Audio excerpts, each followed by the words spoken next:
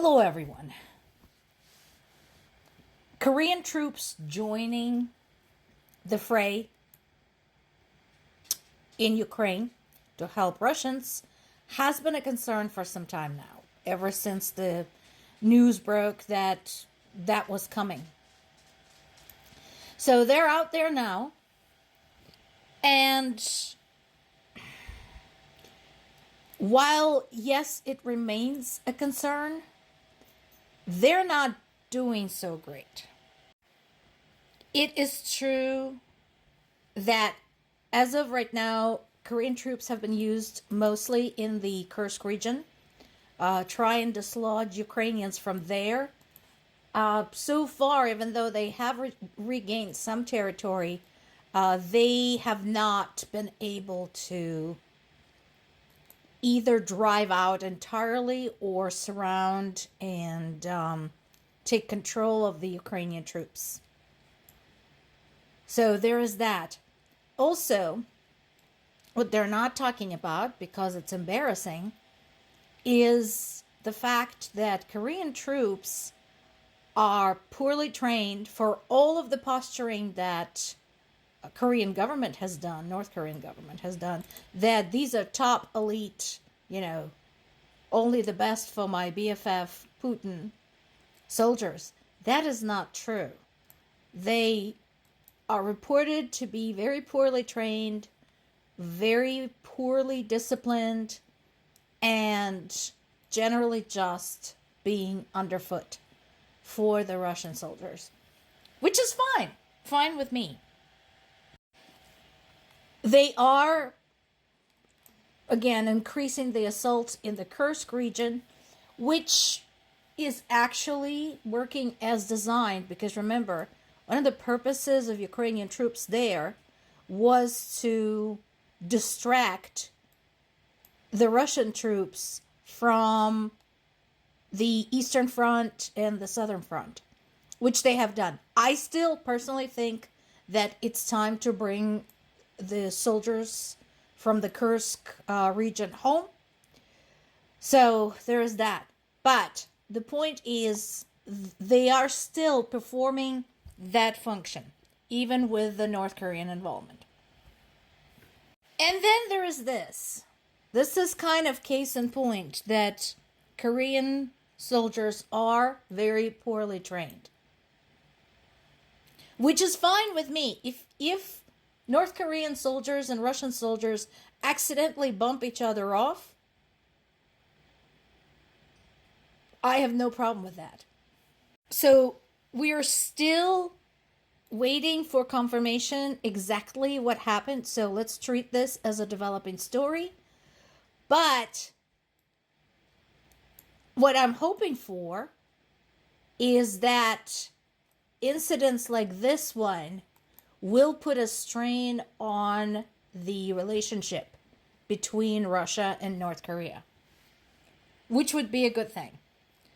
The whole thing between the two of them, again, it's two terrorist states, heavily functioned, working together, trying to build some kind of coalition to impress the rest of the world. And so the more they harm each other in the process, the better. Ukrainian military command continues to use what works well, which makes sense, because why wouldn't you? So once again, there's been a drone operation that struck an oil facility in the Ural region. Once again, Russia is claiming to have shot down a bunch of drones. But you know what? As long as even one or two of them reach their target, that's just fine by everybody involved. Also, let's not forget,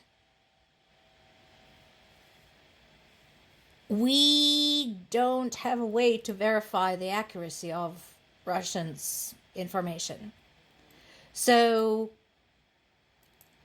one of the biggest things, and I mentioned this over and over, for Ukrainian information sources, their official media, the government media, the military media, has been always to present as much evidence as possible after any major strike by the Russians or after any major strike by the Ukrainians, because both matter.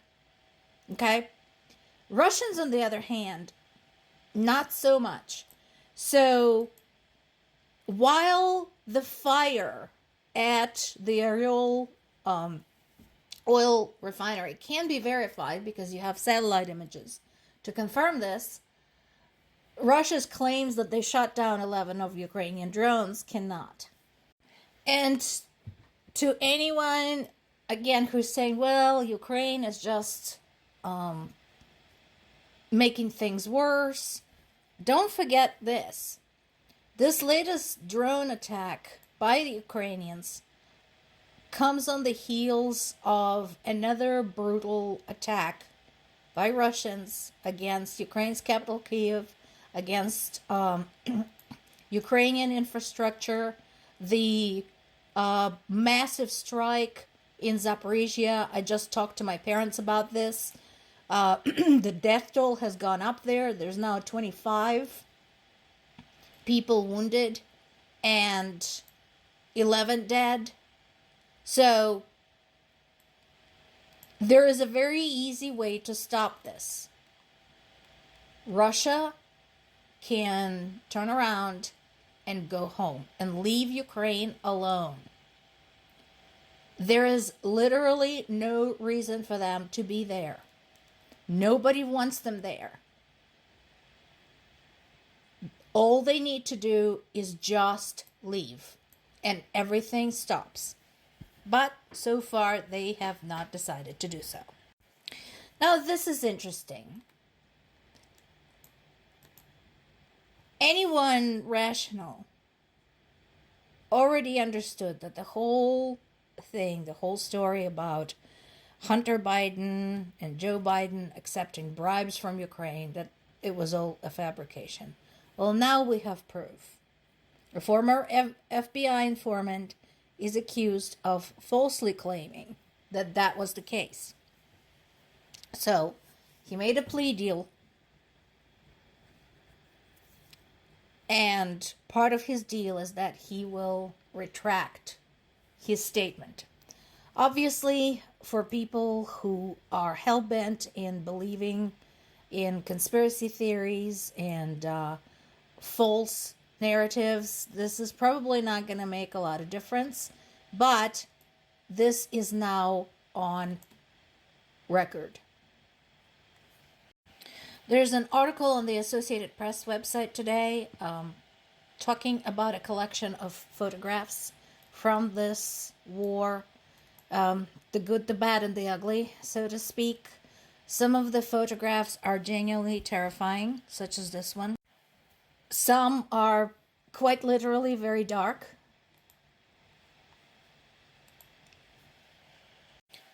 The collection was purposely organized to show as many various aspects and impacts of the war as possible. And more than anything, to bring, once again, the focus to the human element. A reminder that behind every story, behind every political maneuver, there are human lives.